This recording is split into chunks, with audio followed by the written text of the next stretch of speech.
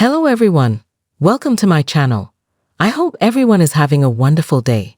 Before starting the video, please go ahead and hit the subscribe button and give this video a like up. There are no two ways about it. Triple H vs The Undertaker was terrible. Nostalgia aside, it was shameful. Triple H and The Undertaker can't psychically go on anymore. And all this match did was cheapen their past encounters. One of my favorite matches ever is the end of an era match from WrestleMania 28. It is a masterpiece of storytelling and should have been the last time these guys competed against each other. However, the WWE loves to beat a dead horse, and this most recent match represents everything bad about WWE. WWE has a talent for making matches feel like huge events. They have great build-ups, fantastic pre-match video packages, and use all the right language to really draw the fans in and make matches feel bigger than they actually are. They did the exact same thing with this feud, and nostalgia is a powerful thing. Everybody has experienced nostalgia before. The sound or sight of something can remind us of a certain time in life and brings back a flood of memories. The WWE knows this works, and the entire build to this match was one big nostalgia fest. Guess what? It worked. People bought tickets to the event and paid for the network to watch at home. The nostalgia continued as HH and Taker made their way to the ring and performed their iconic entrances. It was all going well until the bell rang and the match began. Two 50-plus-year-old men who are way past their prime were left standing in the middle of the ring in front of 70,000 people. What happened next was nothing short of hilariously bad. It was of the most depressing sights I have ever seen. It can be all summed up by one spot in the match. Undertaker attempts to backbody drop Triple H on the outside, and Triple H is having none of it and just falls sideways. How on earth was this match allowed to go on for 27 minutes? Daniel Bryan and The Miz could have had a way longer match, but they had it cut short to compensate this garbage. WWE loves to live in the past, and for some reason they feel like they have to fill big shows with old talent to sell tickets. This match should not have been the main event of the show. Right now they have the deepest and most talented roster they have ever had, and many in the roster are more than capable of being main event stars if booked correctly and given the chance. But for some reason the WWE loves to revisit the Attitude Era well until it runs dry. It seems that as long as The Undertaker can walk without assistance, WWE will continue to dress him up for big shows. When will they realize that he can't do this anymore? He was well past his date when he fought Brock at WrestleMania 30. It's just sad at this stage. Unfortunately, this isn't the end for this current feud. It looks like we are going to get a tag match between DX and the Brothers of Destruction at Crown Jewel. The same things will happen. The nostalgic build-up will be followed by the nostalgic entrances, but when the smoke clears, you are faced with the sad sight of four men with a combined age of 206 and maybe a new nomination for the worst match ever. WWE Super Showdown 2018, held in Melbourne, Australia, was a spectacle aimed at attracting both casual fans and die-hard supporters of professional wrestling. The event featured several high-profile matches, but perhaps the most anticipated was the encounter between two of the most iconic figures in WWE history, Triple H and The Undertaker. Their rivalry, rooted in over 2 decades of competition, culminated in a match that was billed as the last time ever.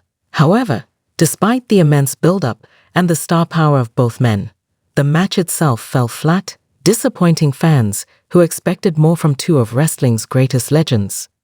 While the event had its moments, Triple H vs. The Undertaker at WWE Super Showdown was a poor match by almost any standard, both in terms of in-ring action and storytelling. In this opinion piece, we will examine why the bout failed to live up to expectations, and why it ultimately served as a disservice to both men and their legacy. One of the most obvious reasons why the match was disappointing was the physical decline of both men. Triple H, who has been one of WWE's most consistent performers, and The Undertaker, who has long been revered for his ability to tell stories inside the ring, are both well past their primes. While both legends have been able to pull off memorable moments in their respective careers, the reality is that they are no longer in the physical condition they once were. This was especially evident in their performance at Super Showdown. The Undertaker, who has had a history of serious injuries, particularly in his knees and hips, showed signs of wear and tear throughout the match. His movements were slow, his strikes lacked intensity, and there were moments when he struggled to keep up with the pace of the match. The match also saw a noticeable reliance on rest holds and slow pacing, which only highlighted the limitations of both men's bodies. While both Triple H and The Undertaker have the charisma and storytelling ability to compensate for physical limitations to some extent, it was hard to ignore how much their age and injuries affected the overall quality of the contest. For a match that was billed as the last time ever, it would have been more fitting to see a compelling, fast-paced battle with high stakes. Instead, fans were subjected to a drawn-out, methodical encounter that felt more like a nostalgia act than a legitimate contest. Wrestling is at its best when it can draw fans into an emotional journey, when the stakes feel real and the outcomes matter. However, the build-up to Triple H versus The Undertaker at Super Showdown lacked the emotional depth that should have accompanied such a monumental encounter. While there was some history between the two, including their previous match at WrestleMania 28 and 29, the narrative heading into this match felt forced. The last time ever tagline had the potential to create an emotional resonance, but it fell flat, with both competitors acting more like part-time performers collecting a paycheck than men with something to prove. In the lead-up to the match, WWE heavily promoted the idea of retirement for The Undertaker, but there was little real tension or urgency in the story. In fact, it felt more like a payday for both veterans, rather than a culmination of their rivalry or a meaningful chapter in their respective careers. Triple H, with his role as both performer and WWE executive, appeared to be in this match more out of obligation than passion. And The Undertaker, while legendary, lacked the motivation or fire to truly elevate the match. In contrast to the emotional stakes of their earlier bouts, this contest felt like a shadow of its former self. There was no real sense of finality, nor was there any compelling reason to believe that this match would be an all-time classic. Fans were left wondering if the lack of intensity and drama was due to the performers themselves, or the fact that WWE had not done enough to make this encounter feel like a must-see spectacle. Another issue with the match was its over-reliance on nostalgia.